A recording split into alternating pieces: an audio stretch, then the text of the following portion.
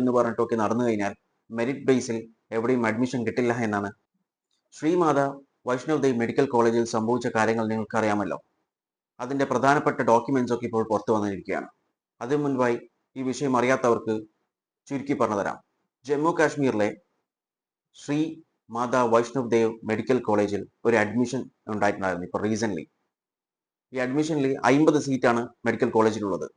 അതിൽ 42 സീറ്റുകൾ മുസ്ലിങ്ങളും ഒരു സിഖും പിന്നെയുള്ള ബാക്കിയുള്ള 7 സീറ്റുകൾ ഹിന്ദുക്കളുമാണ് കരസ്ഥമാക്കിയിട്ടുള്ളത്. എന്നാൽ ഇതിനെ തുടർന്ന് ഹിന്ദുത്വ റൈറ്റ് വിങ്സ് പ്രൊട്ടസ്റ്റുമായി രംഗത്ത് വന്നിരിക്കുകയാണ്. അതായത് ബജ്രംഗ് ദാൾ, അതുപോലെ വിശ്വ ഹിന്ദു പരിഷത്ത്, എന്തിനേറെ പറയുന്നു BJP അടക്കം പ്രൊട്ടസ്റ്റുമായി രംഗത്ത് വന്നിരിക്കുകയാണ്. ഇവരുടെ വാദങ്ങൾ എന്ന് പറയുന്നത്, ഒന്ന്, ഇത് മെറിറ്റ് ബേസിലല്ല ചെയ്തിട്ടുള്ളത് എന്നാണ്. രണ്ടാമത്തെ കാര്യമായി ഇവർ പറയുന്നത്, ഈ ഒരു ഇൻസ്റ്റിറ്റ്യൂട്ട് എന്ന് പറയുന്നത്, അതായത് ഈ ശ്രീ മാതാ വൈഷ്ണവ് ദേവി മെഡിക്കൽ കോളേജ് എന്ന് പറയുന്ന ഒരു ഇൻസ്റ്റിറ്റ്യൂട്ട്, ഈ ഇൻസ്റ്റിറ്റ്യൂട്ട് ഹിന്ദു ഡിവോട്ടീസിന്റെയും അതുപോലെ ഹിന്ദു ഓർഗനൈസേഷൻസിന്റെ ഒക്കെ ഡൊണേഷൻ ആയി മുന്നോട്ട് പോകുന്ന ഒരു ഇൻസ്റ്റിറ്റ്യൂട്ടാണ്.